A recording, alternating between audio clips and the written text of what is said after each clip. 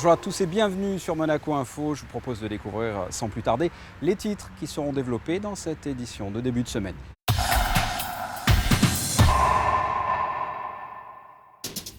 Le Premier ministre moldave était en visite de travail mercredi dernier en Principauté. Nous reviendrons sur les relations bilatérales entre les deux pays. Nous irons à Carpentras pour fêter les 4 ans de la Maison de Vie, maison construite par l'association Fightets Monaco. Le club des résidents étrangers de Monaco, Crème, fête également ses 4 ans d'existence. Nous vous présenterons leur bilan. L'Académie de danse Princesse Grace a organisé son gala à l'Opéra de Monte-Carlo en présence de son Altesse Royale la Princesse de Hanovre. Et à l'issue de ce journal, votre mag des sports présenté par Frédéric Elion. Ouvrons ce journal avec un volet diplomatie. Le Premier ministre moldave était en visite de travail mercredi dernier en Principauté. Il était question des relations bilatérales déjà existantes entre les deux pays. Retour sur cette journée avec Vanessa Dessy. Une volonté commune de renforcer la coopération entre Monaco et la Moldavie, c'est exactement ce qu'il ressort des échanges entre le Premier ministre moldave et les hautes autorités monégasques. Ces relations subsistent depuis décembre 2010, année durant laquelle a été établi un programme de coopération sur la traite d'êtres humains et l'aide aux enfants sans soutien parental. Yuri Leanka était en visite de travail en Principauté ce mercredi, un déplacement qui s'est illustré par un dialogue beaucoup plus étroit entre les deux pays. Je suis sûr et certain qu'on pourra avoir des avantages de cette coopération. En première place, bien sûr, tout d'abord pour la Moldavie, parce que nous sommes toujours un pays qui cherche son rôle et son place sur le continent.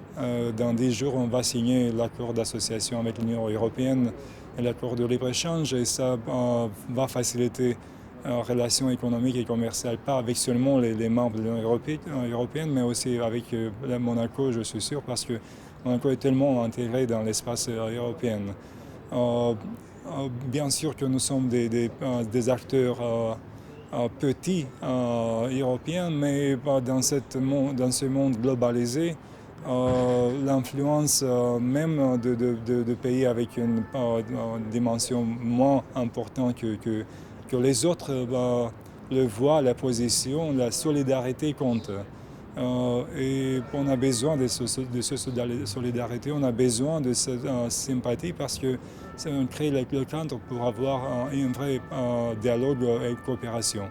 Au cours de l'année 2014, la Troïka, Malte, Moldavie, Monaco assure successivement la présidence du Forum de la coopération en matière de sécurité et coopère sur des thèmes communs, mais pas uniquement.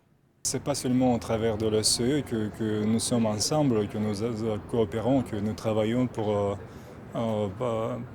solutionner des problèmes très concrets en ce qui concerne l'architecture de sécurité en Europe. C'est à travers de la francophonie aussi que nous avons des relations très bonnes et où nous sommes liés par les traditions, la langue française, la culture française, la civilisation française. La visite s'est achevée par l'inauguration du consulat de la République de Moldavie à Monaco. À cette occasion, une soirée de gala était organisée à l'Hôtel de Paris en présence de nombreuses personnalités.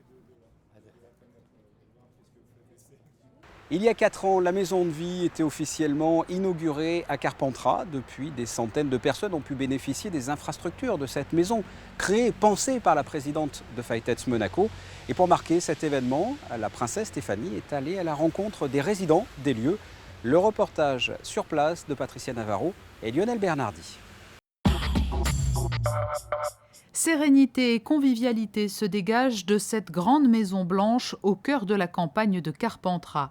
Ce lieu d'échange et de partage a accueilli plus de 550 personnes depuis son ouverture en juin 2010. La maison de vie, si chère au cœur de la princesse Stéphanie, est un havre de paix qui offre réconfort et soutien aux personnes vivant avec le VIH-Sida.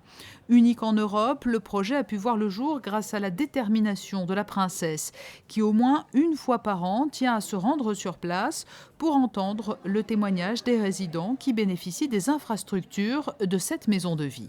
Je crois que la mission est plus qu'accomplie parce que, en parlant à certains résidents, ils me disent que c'est même leur médecin qui leur dit vous êtes fatigués, il n'y a plus qu'une solution, c'est la maison de vie. Donc pour moi, ça c'est le plus beau compliment que même des médecins recommandent la maison de vie pour leurs patients, pour qu'ils aillent mieux. Et je crois qu'on a vraiment accompli notre mission avec toute l'équipe ici et Didier qui a fait un boulot extraordinaire. Il y a une paix, une sérénité qui règne ici et même tous qui sont passés ici le disent qu'ils appréhendaient peut-être un peu au début de qu'est-ce que ça allait être, que ça allait leur apporter et que de suite ils ont ressenti les bienfaits et c'est exactement ce que je voulais que ça apporte aux personnes vivant avec le VIH et que ça leur apporte cette petite pause, cette petite parenthèse dans la vie pour reprendre des forces et repartir, comme ils ont dit à table tout à l'heure, comme des guerriers. Les résidents qui bien souvent sont victimes à l'extérieur de rejet ou discrimination trouvent à la maison de vie écoute, respect et attention. De nombreux ateliers leur garantissent une dizaine de jours de repos et créativité. Certains parlent même de renaissance. C'est un enrichissement en fait. De voir qu'en fait déjà à la base on n'est pas tout seul. Parce qu'on a beau le dire, mais tant qu'on n'a pas vécu la chose, on ne s'en rend pas vraiment compte. Et c'est toujours intéressant d'entendre le parcours de vie des autres. Ça m'a apporté déjà beaucoup de repos. Me dire que je viens dans un lieu où on est tous pareils et où on peut se livrer ou ne pas se livrer si on n'a pas envie. Donc l'échange est facile, quoi. Voilà, on ne subit pas le regard des autres. On ne se pose pas de questions. Et le fait de venir en famille, ça c'est un plus, hein. Ah oui, c'est des moments où, comme je suis calme et bien reposée, où je peux profiter de plein de choses avec ma fille et faire de plein de choses qu'on ne fait pas à la maison, quoi, et qu'on ne peut pas partager dans le quotidien. Une équipe de professionnels composée de permanents mais aussi de bénévoles assure l'encadrement des résidents de la maison de vie. Les familles des personnes vivant avec le VIH/SIDA sont donc elles aussi acceptées lors de ces séjours. L'occasion notamment pour les mamans séropositives de s'offrir des vacances alors qu'elles se trouvent souvent dans des conditions de vie très précaires. On est en phase avec l'évolution de la prise en charge de la personne séropositive. Il y a eu des très gros progrès au point de vue thérapeutique et on est à un moment clé où la prise en charge doit à la fois intégrer le parcours du soin et le parcours de vie. Et la maison de vie s'est intégrée dès le début dans cette problématique de l'articulation entre le parcours du soin et le parcours de vie. Un résident m'a dit une fois, ici, pour moi, c'est comme un souffle de vie. Ça, c'est important. Et puis, il y a aussi tout le travail de reconstruction qu'il commence à élaborer à la maison de vie. Et ça, pour nous, c'est une maison essentielle, qu'ils reprennent conscience du souci de soi, du soin de soi, pas au sens se soigner, mais se faire confiance, s'aimer et se réapproprier son corps, son image et sa santé. Et le directeur de la maison de vie ne manque pas de projets. Depuis 4 ans, il multiplie les initiatives nouvelles. L'action des prochains mois se développera autour de 2 axes, l'activité physique et la nutrition, 2 clés permettant aux résidents de bien prendre soin d'eux. Pour le 4e anniversaire de la Maison de Vie, l'émission de Radio Monaco Jungle Fight était en direct, vous le voyez sur ces images, en direct de Carpentras, avec toujours au micro la princesse Stéphanie et l'animateur Mahler, entourés de toute leur équipe. Voilà la Maison de Vie qui fêtait ses 4 ans. Il en est de même pour CREM, le club des résidents étrangers de Monaco. Ce club a convié la presse pour dresser le bilan de l'année écoulée et plus largement le bilan de ces 4 dernières années. Le reportage. Des noces de cire, 4 ans d'union entre la principauté et le club des résidents étrangers de Monaco, CREM. 4 ans d'existence pour ce club, plus de 400 membres, représentant plus de 40 nationalités. Tous ces membres se retrouvent régulièrement dans ce lieu cosy, intime, situé dans la résidence Le Mirabeau, au 1 avenue Princesse Grace. Les objectifs sont donc de faire connaître la principauté aux nouveaux résidents. Et donc ça, c'est un des buts de CREM. C'est aussi le but que donc des personnes qui viennent de différents horizons, de différentes cultures, puissent avoir un endroit, et grâce donc, au Prince Albert et donc à Sir David et Frédéric Barclay, nous avons un endroit où nous pouvons les accueillir et nous essayons vraiment qu'ils se sentent chez eux. Et bien évidemment, la part très importante quand on arrive dans un nouveau pays, c'est d'avoir des amis, c'est de créer un cercle dans lequel on se sent bien et donc à CREM, de leur faire rencontrer d'autres résidents, que ce soit leur nationalité ou d'autres nationalités, pour qu'ils puissent effectivement avoir tout de suite des contacts, des amis, sortir et se sentir le mieux possible dans notre beau pays. Et justement, pour nouer des contacts, de nombreuses manifestations sont régulièrement organisées.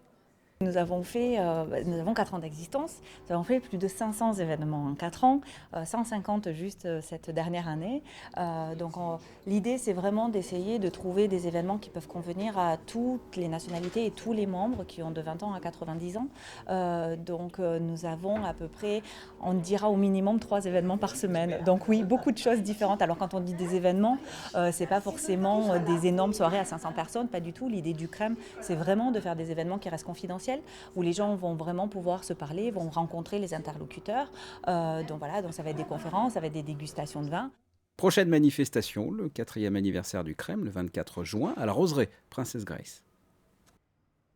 Sans transition, direction la salle Garnier, où la semaine dernière s'est déroulé le gala de l'Académie de danse Princess Grace, en présence de son Altesse Royale la Princesse de Hanovre.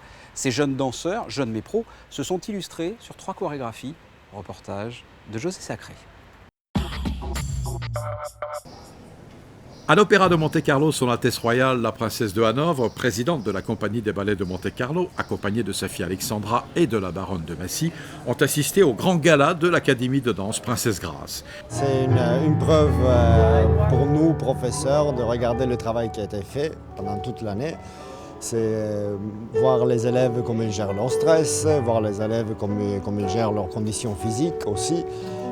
Et naturellement aussi le revoir aux élèves qui partent, qui nous quittent, car ils ont complété leur formation ici et ils partent rejoindre des compagnies internationales.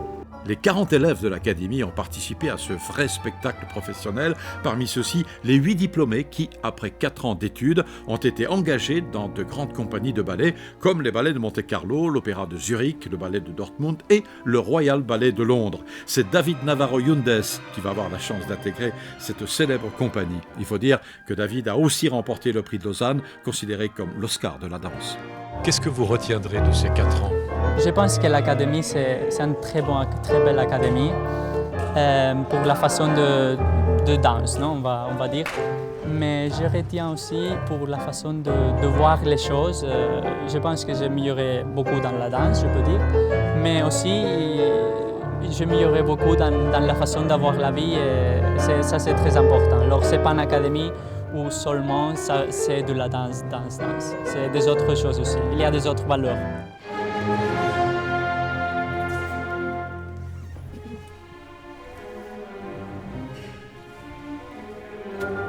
Parmi les 3 créations de ce gala, Somnia Vertigo, chorégraphiée par Julien Guérin, danseur des ballets de Monte-Carlo, sur la 5e symphonie de Beethoven, interprétée en direct par le jeune orchestre international de Monte-Carlo.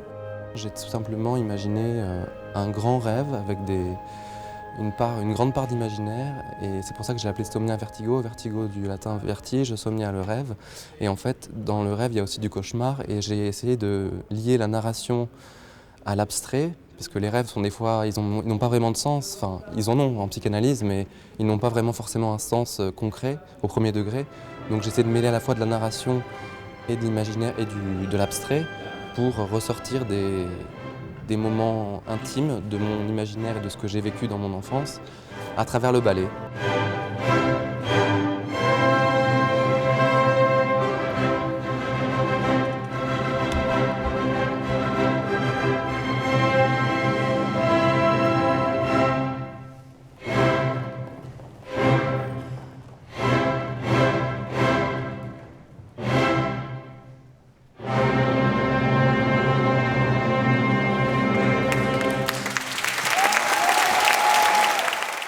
On passe tout de suite à la météo et aux prévisions de la semaine.